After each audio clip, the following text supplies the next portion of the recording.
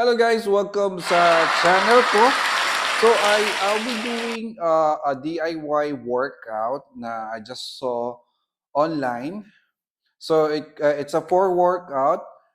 Sabi doon it will hit the chest area, but we'll see kung tatamaan talaga yung chest area on it. So it's not perfect. I'm just doing it DIY. So I'm not a coach or anything.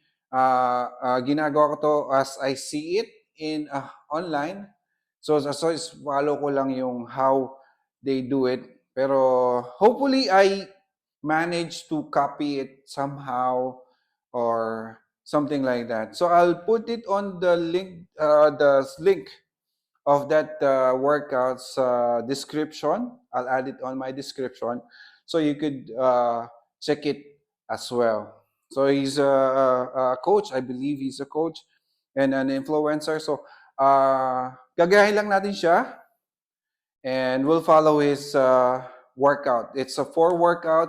Mukhang madali na I think you could manage to follow. So the first workout is something like dumbbell flies. So ang magaganto lang niya is ilalagay niyo lang yung dumbbell sa side, on your side, and you'll raise the dumbbell up front. So paharap and from your side. So something like this. Hopefully I managed to do it right. So just tell me if I did it wrong. So something like this. Okay? So mas maganda iwan nyo ng 2 seconds sa taas. Seems like you feel the ano talaga squeeze sa chest area. So this should be 4 sets ng 10 to 12 reps kung ano lang kaya nyo.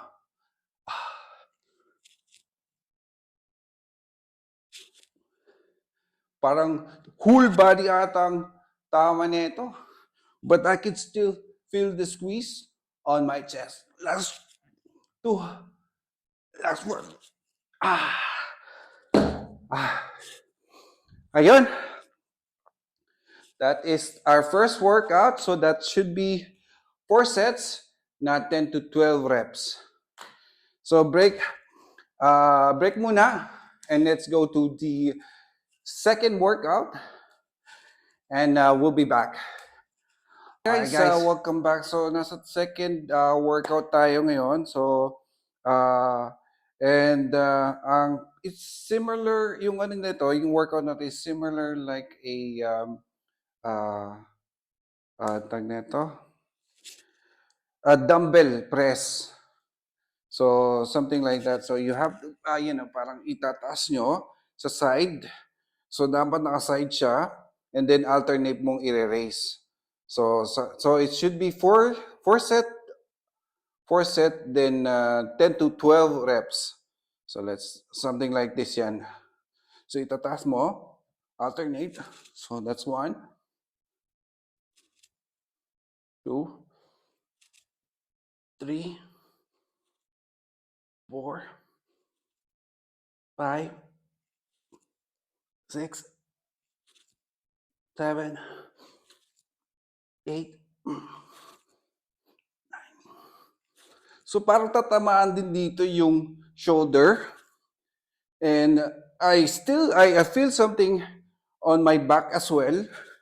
Kaya medyo nalito na ako. Then, yan. I just did an extra one lang. Para lang But you should feel the stretch sa upper chest and also sa shoulder. Medyo meron din dito sa side. Kasi pagpupush, medyo nakukuha din dito sa may side. So that's the second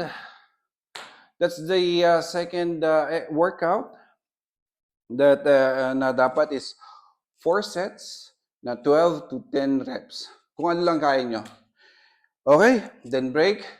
Then we'll go to the third workout. Alright guys, be back. Okay, guys, hello. Welcome back. So this would be the third workout.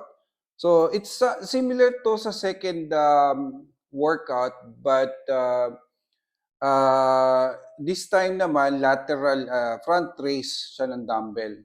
So what do you mean front raise? So i-raise nyo sila magkadikit. So from sa baba, then dikit sa yung dumbbell, and then i-raise nyo. And then it should be 4 sets na 10 to 12 reps. So kung ano lang kaya nyo. So something like this. So you just raised it, and then sabi, 1. So mas maganda kung hold nyo sa when it's nasa taas, on top, and then release. You can feel the ano talaga eh, hit sa chest area.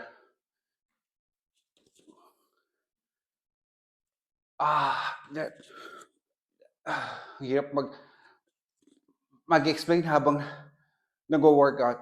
But anyway, like, you raised it. So, parang tatamaan din uli yung side shoulder nyo. Yan. And last one. Okay. So that's dapat 4 sets. Sorry. 4 sets na, tama, 4 sets na 10 to 12 reps. Kung ano lang kaya nyo. So that's the third workout. So break muna. And then let's go to the fourth workout. Alright? So hello guys, welcome back. Dito na tayo sa fourth workout.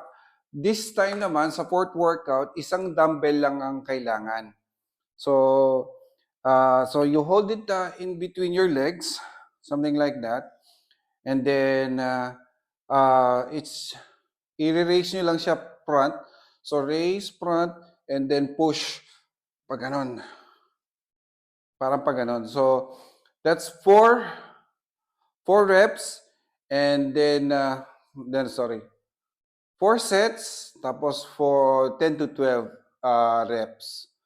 So depende sa anong lang kaya nyo. So kung ano lang yung kaya nyong kunin. Pero mas maganda yung mabagal, slow and sure. Okay, so you raise it on your chest and then push it front, then down. I don't know kung tama itong ginagawa ko. So I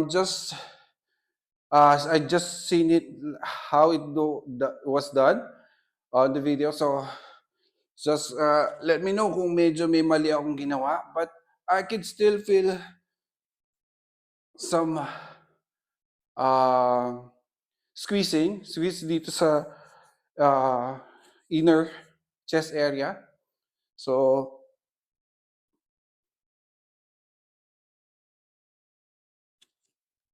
yeah, I can feel. So that's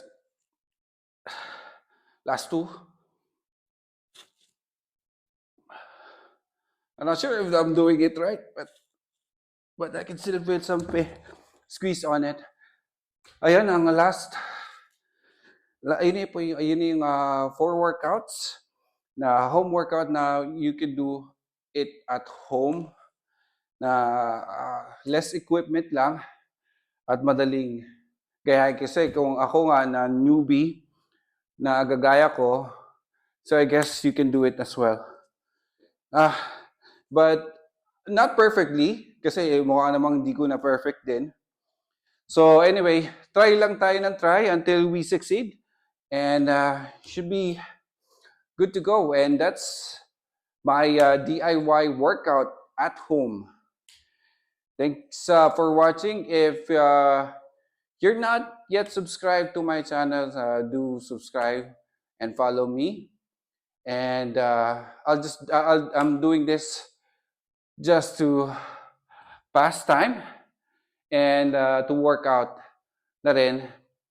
If you can help me, you can help me uh, in growing sa YouTube by subscribing and liking, and show some love, comment on my videos.